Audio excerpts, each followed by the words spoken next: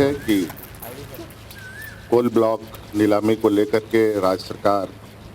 Court जा रही है। सुप्रीम कोर्ट में हम लोगों ने अर्जी दाखिल की है, क्योंकि ये एक बहुत बड़ा नीतिगत निर्णय है और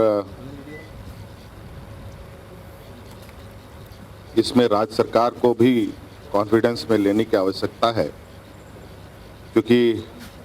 खनन को लेकर राज्य में हमेशा ये विषय ज्वलंत रहा है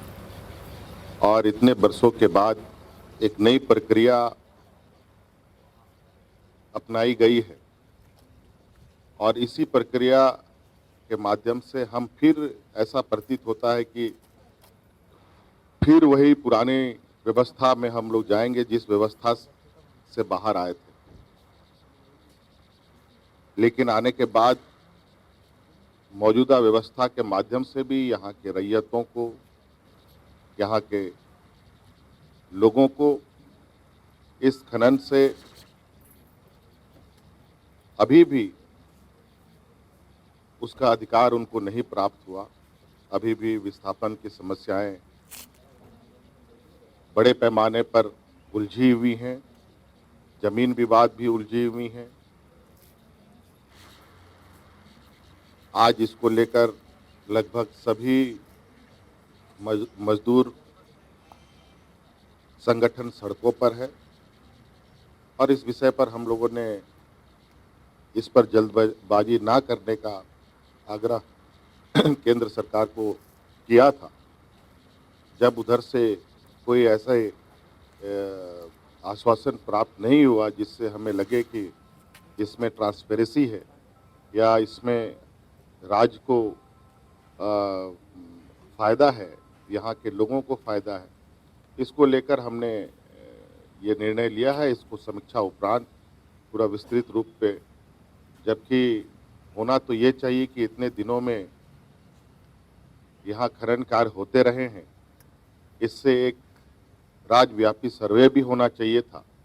कि खनन से यहाँ के लोगों को कितना लाभ हुआ। सोशियो इकोनॉमिक सर्वे कम से कम किया जाना चाहिए था, ताकि ये बात पता चले कि इस खनन से लोगों को लाभ मिला कि नहीं मिला, नहीं मिला तो क्यों नहीं मिला।